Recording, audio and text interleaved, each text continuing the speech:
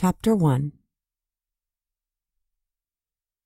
Anna Reynolds didn't know it yet, but she was caught up in the middle of an interdimensional conspiracy. Her life seemed ordinary enough: a house, a job, a best friend, an SUV, and hardships in her past. She would soon discover a much deeper meaning to her existence that neither she nor her lively friend could have even begun to imagine. "Hey you," Anna said, flashing a bright, happy smile at her best friend. Though she smiled, her head was clouded with anxiety. "Hey yourself," Casey beamed. They embraced and took a seat at their favorite table, immediately ordering a bottle of wine. "You wouldn't believe the crazy week I've had," Casey confided, decisively setting down her menu after just a couple of minutes. Casey Carlisle always knew what she wanted. Sometimes she went a little overboard to get it, but she always knew. Anna smiled, ready to hear all about her friend's crazy life to distract her from the strange events that had been plaguing her own. She couldn't deny it. Casey had a much more chaotic life than Anna did, but Anna was a loner at heart. She liked to be home alone, quiet and surrounded by peace. The rush and chaos of Casey's life fascinated Anna, but she appreciated that she only witnessed it from afar and didn't live it on a daily basis. She got exhausted just listening sometimes, wondering how in the world Casey did it all. Then again, she was younger than Anna by about 7 years. Maybe that was why she had so much energy. "So after this stupid cop pulled me over, she seriously accused me of not wearing my seatbelt. Twice, with all 3 of the kids in the car. And she was so rude about it that it made me hate that cops have any kind of power at all. I seriously wanted to punch her in the throat," she concluded, giggling. Anna had to laugh because she knew that Casey would never act on her violent rantings. "Did she end up giving you a ticket?" she asked, wondering if Casey was really over it or just doing her laugh off the anger thing. "Of course," Casey exclaimed, stoking the fire in her eyes. "I'm contesting it on principle. There was absolutely no reason for her to be that rude to me or make unfounded accusations in front of my kids. She changed her story the second time she accused me too, but that doesn't change the fact that it was a lie, and she was digging for something else to give me a ticket for. Anyone who knows me can vouch that I wear my seatbelt across the damn parking lot." She paused, thinking about her kids. I mean, what kind of idiot cop undermines a mother like that in front of her very impressionable kids? The kids no longer respect the police. Jason asked me if cops are really the good guys after we left. She just did damage to years of trying to teach them that police officers are there to help. Anna knew her friend was upset about the incident, and for good reason. She agreed completely and knew that Casey would handle it graciously in the real world, as she usually did. "I'm sure the court will either toss it or lower the amount you have to pay. They usually don't keep people's tickets at full price if you go in and contest it." "I know, and that's what I plan to do. I haven't decided yet, but I might write to the chief of police about his officer's disrespectful and unprofessional demeanor. That was just unacceptable." Casey sighed deeply and let her breath out slowly before changing the subject. "Okay, rant over. How was your week? Anything exciting happen?" Anna laughed. "When does anything exciting ever happen to me?" she asked, feeling a flash of guilt for keeping secrets from her best friend. "I lead a nice, quiet life, and you're the excitement and drama in it," she added with a wink, just as the waiter arrived. Smiling, he did his scripted spiel about the specials and waited for them to order. Casey went first, while Anna still hadn't decided what she wanted. "I'll have the T-bone steak, medium rare, and can you add some pepperoncini? I feel like a little bit of a kick." She smiled mischievously and handed the waiter her menu. "I'll have the French dip with provolone," Anna said simply, also handing back her menu. The 2 friends couldn't be more different from one another on the surface, but they had some pretty important things in common. Casey was a single mom of 3 young children, surrounded by chaos constantly. She was a writer and entrepreneur, always looking for ways to make passive income. With little kids around all the time, it was anything but easy for her. Jason was 6, Lisa was 5, and Sally was 3. Their dad was abusive toward Casey, so she had made her escape when she was pregnant with Sally. Anna had offered to help, but Casey insisted on doing things herself, so Anna settled for treating Casey to a nice meal from time to time. Anna had lost her son, Ezra, in a car accident 6 years earlier, so seeing Casey's kids was always bittersweet. He'd been on his way home from a soccer game in a carpool one evening when a drunk driver hit the van. Anna hadn't been driving. It was one of the other moms from the team. Anna still hated herself for not being the one to pick him up that night, even though she was supposed to. She knew that thinking in what-ifs would make her crazy, but some days she couldn't help but wonder, if she'd been the one driving, if she'd been there to pick him up, would he still be alive? She tried not to be bitter about it, though, and to appreciate other children for who they were. Casey's kids in particular were adorable, always bickering and getting into things, but adorable and extremely smart. Anna sighed at the memory of her baby boy, but knew that he was in a better place, no matter how much she wished he was still with her. It was like God made her heart sing with joy for a few years before deciding to repeatedly choke the life out of it with his bare hands. Casey was 27, loud and boisterous, but always fun and mostly reasonable. The loud part was what really struck Anna because she was such a quiet person herself. The boisterous part was obvious as Casey had black and bright purple hair framing her slightly freckled face and complementing her vibrant green eyes. Anna was in her mid-30s and sometimes felt like they had nothing in common. Most times, though, their opinions matched up well and they felt comfortable talking about anything and everything. They also both worked from home and dealt with clients on a regular basis, which made for some interesting conversations. Every freelancer has clients from hell sometimes. Anna loved the fact that Casey would randomly stop by and kidnap her for a night out, usually to drink pitchers of beer and sing karaoke at the tiny bar in town. Casey was a single mom, emphasis on single. She loved to go out and have a good time once in a while. Anna was usually home working, reading, or watching TV, and sometimes they even planned their excursions, gasp, usually no more than twice a month. Babysitters could get expensive for 3 kids, and Anna was kind of a hermit. "So, any men in your life these days?" Casey asked with a glimmer in her green eyes. "You'd better not be holding out on me," she added with a wide and contagious grin. "I have no prospects," Anna admitted with a sigh, her mind wandering to her online dating profile. She hadn't even bothered checking it for months. That was how interested she was in men at that point. She figured if it was meant to happen, it would happen. Casey knew her philosophy, of course, and immediately interjected. "You're never going to meet anyone if you don't put yourself out there," she exclaimed. The waiter brought their food, and Anna was grateful for the brief distraction. "My heart's just not in it," she told Casey, looking at the beautiful sandwich and bowl of au jus in front of her. "My life is comfortable and happy just the way it is, so I don't really know that I want to put a conscious effort into attracting drama and craziness. Besides, most of the so-called men on these dating sites only message you for sex." Really, Anna just felt like she couldn't trust anyone. Her ex-husband had abandoned her when she needed him most, which made the entire prospect of dating seem self-damaging. She knew she would have to work that out for herself before she actively pursued a new relationship. Casey cut a chunk off of her steak. She made sure she had some pepperoncini slices on the piece about to traverse to her stomach, then dipped it generously in steak sauce before shoving it in her mouth. This was a woman who did not care what other people thought. She was never concerned with appearances unless in a professional setting, and she didn't pretend to be anyone she wasn't. Anna had been envious when they first met because she was so shy and did care what others thought of her. Anna's confidence just didn't soar quite like her friends', especially since her skin started developing the weird sores she hid under layers of clothing. "Maybe you need some motivation," she mused with a little smirk.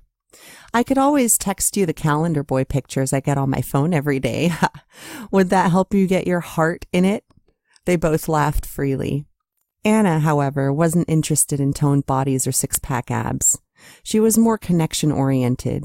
Personalities and chemistry had to intertwine well for her, and faces were the most important part. She kind of had a thing about straight teeth, too, but that was secondary to at least having teeth.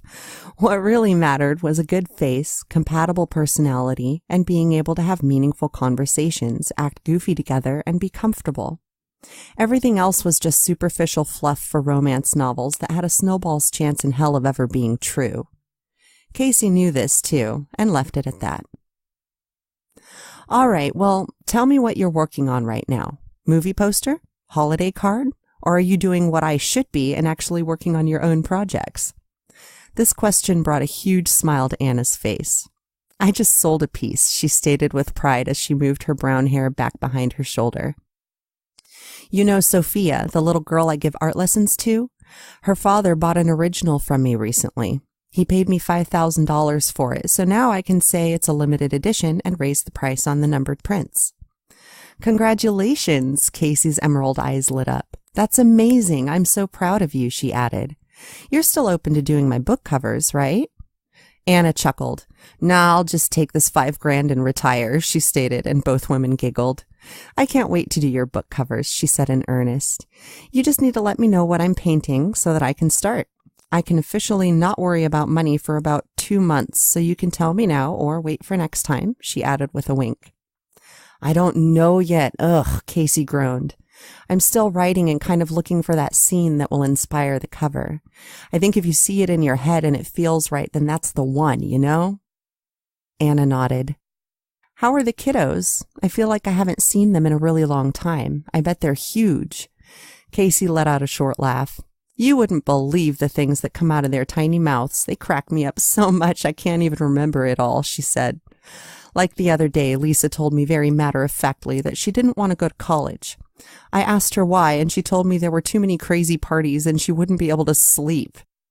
They giggled a little at first. Anna's eyes widened after a moment. And that begs the question, what is that girl watching to teach her about wild college parties? Casey's expression softened into a little frown. That's the thing. I have no idea where she's learning this stuff. It kind of makes me wonder, you know? Then Jason decided to try to shave and cut himself with my razor. He was in the bathroom for maybe 2 minutes. The kicker? One of those cuts was on his tongue. Tell me how in the world trying to shave his tongue made any sense in his head. 6-year-old logic, right? I can't make this stuff up. Anna chuckled. Well, they do say the most creative kids are also the most destructive, she offered. Casey just shrugged and smiled. They're definitely my kids, she stated, perfectly comfortable with her family's chaotic weirdness. The friends enjoyed the rest of their meal together, knowing that they might not have a chance to do this again for a while. Anna loved the distraction. She hadn't been feeling quite right lately, and Casey's company brought her back to a happier reality. Waking up in a cold sweat, Anna rolled over only to fall onto the living room floor with a thud. The couch again, she thought. Wonderful.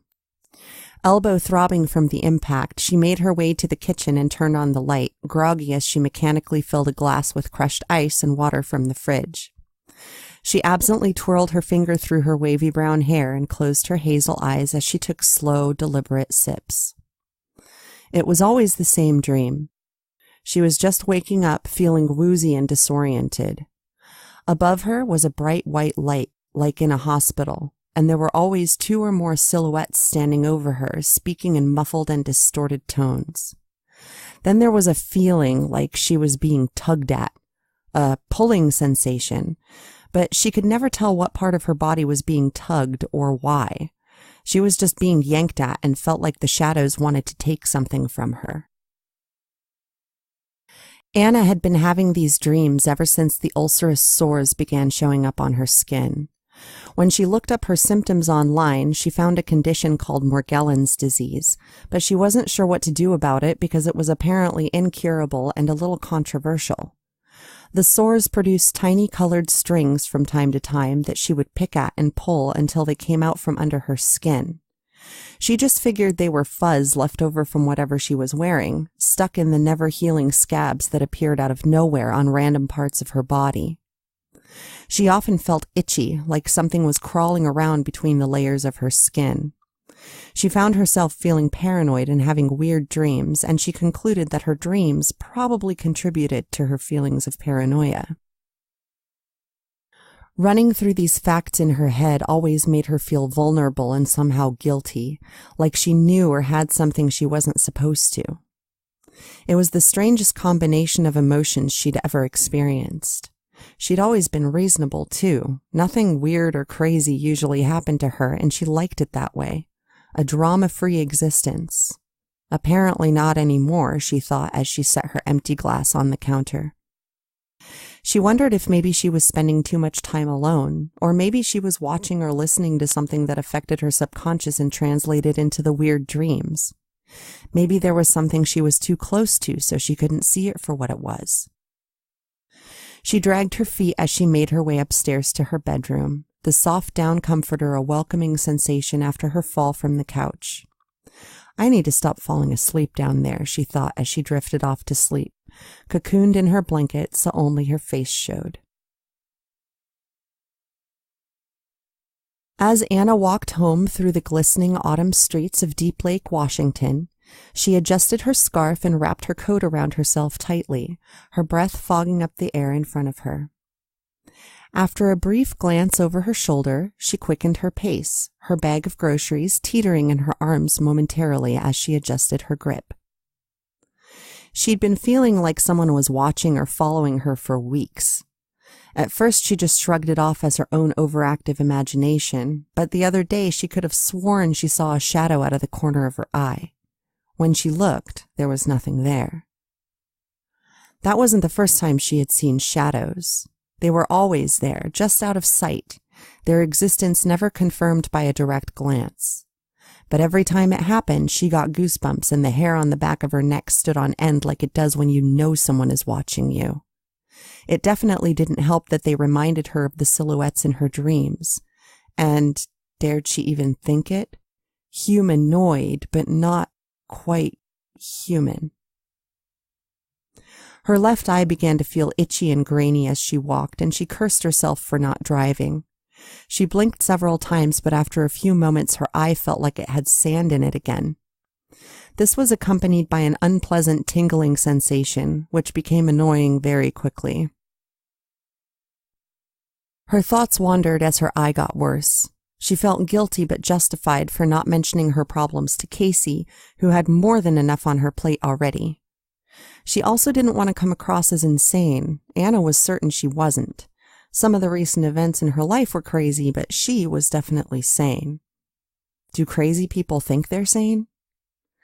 As she got to the front door of her split-level house, she fumbled for the keys with icy hands and unlocked the deadbolt.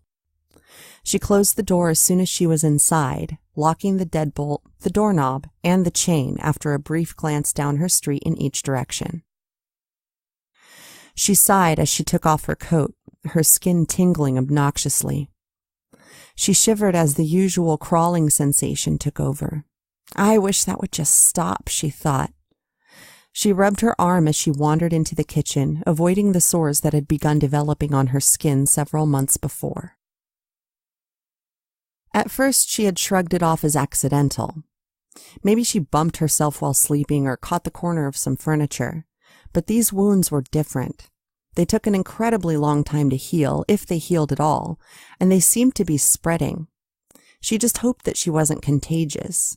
So far, she didn't know anyone else who was infected, so she assumed that she wasn't, which also made her uneasy. What if she was wrong? As she bent to look in the fridge, her eyes got foggy, feeling grainy like she had an eyelash caught in there. She blinked again, clearing the blurriness for only a moment before it came back. Annoyed and hoping the knot forming in her chest wouldn't get worse, she closed the fridge and went to the bathroom to investigate what was in her eye. Flipping the light on, she looked at her gaunt reflection and wondered briefly how she'd gotten to look so old. She'd lost weight and was happy about that, but as she saw herself in the mirror, she thought she just looked sickly. She inched toward the mirror, hoping and praying that her eye wasn't infected. It was irritated and red because she had rubbed it, but other than that it seemed fine. So why was it so irritated? She felt the tickling sensation again. It almost felt like something was moving within her tear duct. Leaning forward against the counter, she put her face right in front of the mirror and looked intently at her hazel eyes, trying hard not to blink away the sensations as their intensity grew. As she watched, she thought she saw her lower eyelid twitch. Am I going crazy after all? She looked closer. She noticed that her lower eyelid was tinted purple. No wonder I look so sick, she thought, concentrating on her eyes. There it was again, movement, like a twitch but subtler and fluid. Her tear duct felt like it was getting warm. She blinked it away, trying to stay focused. The heat became more intense. She squinted, refusing to look away, but as her eye burned, it started watering and the pain increased. She tried to keep watching, but the pain got too intense. Still trying not to look away, she blinked and rubbed her eye again, the pain subsiding just enough for her to catch a glimpse of something blue. Was it really blue? Protruding from her tear duct. The more irritated her eyes became, the less she was able to see. They were on fire. She turned on the cold water and ran her fingers underneath, then patted her eyes gently. That helped, so she continued to watch, squinting intently. It was blue, a tiny blue string. She swore there was a second thing. She couldn't tell what it was, coming out of her eye. Red? What the hell is going on? She muttered out loud, her chest tightening with anxiety. Whatever it was definitely moving. It was small, so she had to lean in close and squint to make it out, but it was definitely something. She waited for a few moments and splashed more cold water on her eyes. Had she gotten string in her eyes from her scarf or sweater? And if that was the case, why did it feel like it was inside her tear duct trying to come out? And why would it be moving? She washed her hands with soap hurriedly and put her index finger to her eye, hoping she could pull out whatever was stuck in there. She was so focused that the pain took a back seat. Pressing firmly against the inner corner of her eye, she quickly tried to scoop out whatever it was with her fingernail and looked at her index finger immediately, expecting to see blue and red strings under her nail. All she got was moisture. She looked back in the mirror and saw that the strings were still there. She climbed onto the bathroom counter so she could get the closest look possible and snatched her tweezers from a small cup of makeup utensils sitting in the corner. Her hands trembled as she rinsed off the tweezers, adrenaline rushing through her veins as the pain in her eyes vied for her attention. Kneeling on the counter with her face inches from the glass, she pulled down on her lower lid and moved the tweezers toward her eye, trying to be quick without injuring herself. Wincing slightly, she grabbed the blue string with the tip of her tweezers and started pulling, only to feel blinding white pain. She cried out and lost her balance, but recovered quickly and went right back to her task. She clenched her teeth and let out a whimper, not letting go of the minuscule blue string. She pulled harder, letting out a groan as the burning sensation increased and pressure built up in her lower eyelid. It felt like she was giving birth out of her tear duct. Bracing herself with her other hand, she sucked in a deep breath, clenched her teeth, and pulled hard. Anna woke up with a splitting headache. Blinking and trying to move, she looked around to find herself sprawled across the top of the toilet seat, her head against the wall at an awkward angle. Her neck ached and her brain felt like it had been used as a basketball for a moment. Cold water still rushed into the sink. She pushed herself up and looked behind her, mildly surprised to see that the wall was intact. She remembered intense white-hot pain flooding her head through her eye and checked the counter for the tweezers, which had fortunately landed beside the edge of the sink, tip outward. Standing slowly with her palm pressed to her eye, she spotted a tiny clump on the counter not far from the tweezers. It looked like balled-up blue and red string wrapped in eye goo, but when she touched it gingerly with her fingertip, it felt hard, similar to rock or crystal. She turned off the water. Not wanting to leave this cluster of strange unattended, she picked up the tweezers again and grabbed the whole mess again carefully. Cupping her left hand underneath, she took it to a kitchen counter and turned on the overhead light. Squinting her hazel eyes, she poked at the tiny mass with the tip of the tweezers, suddenly wishing she had another pair. "What the hell are you?" she muttered under her breath, trying to keep her breathing shallow so she wouldn't accidentally exhale it away and lose it. She noted that her eye felt perfectly fine, a little sore, but not bad. She decided to get a toothpick and pinch the balled-up fibers in the tips of the tweezers again, just in case. As she loosened her grip on the tweezers and brought the toothpick closer to the tear duct excretion, she watched the blue string stretch itself slowly toward the wood. "No way," she muttered, moving the wooden toothpick closer. She moved it left, then right. Each time she moved it, the tiny string followed. She saw the red one poking out from the tangled mass, too, and she dropped the tweezers and the toothpick, stepping back and taking a deep breath as she cupped her hand over her mouth. "What is that?" Mystified, afraid, and eager to find out what was wrong with her eyes, she grabbed a small sealable plastic baggie and put the anomaly inside. She rolled the bag up and stuffed it in her purse, grabbed her car keys, and sped to the nearest hospital in hopes of finding some answers. "What can I help you with?" a blonde nurse asked from behind the front desk in the center of the main lobby. Anna spoke softly, choosing her words carefully. "Does this hospital have some kind of research department or testing lab?" she asked. The nurse furrowed her perfectly shaped eyebrows and nodded slowly. "Yeah, it does. We usually don't let people back there, though. Can I help you with something?" "I doubt it," Anna thought wryly. Pressing her full lips together briefly, she took the sandwich bag out of her oversized purse. "Maybe. I really need to know what this is." The nurse snatched the bag from Anna, who almost snapped at her for it. She took a deep, calming breath and said nothing as the rude nurse examined the bag's contents. "Well, it looks like a little ball of string," she stated. Her eyes spoke volumes of judgment and criticism as she handed the bag back to Anna, who promptly shoved it deep into her denim pocket. "I pulled that out of my tear duct tonight," Anna whispered, hoping the urgency was communicated. The nurse's reaction was minimal, though her eyebrows were raised in condescending skepticism. "What?" "I'm sure you heard me," Anna replied, beginning to feel irritation building up. "I need to know what this is exactly, and the only people who can tell me that are in the lab." The nurse shook her head slightly as if in pity. She looked behind Anna, left then right, and smiled as she focused back on Anna. "I'm sorry, but I still can't just let you go in there," she said evenly. Dread formed in the pit of Anna's stomach before she felt hands land on both of her shoulders as two men on either side of her began to steer her toward an elevator. Anna stepped out of their grasp and took a few paces backwards. The uniformed men turned slightly to look at her.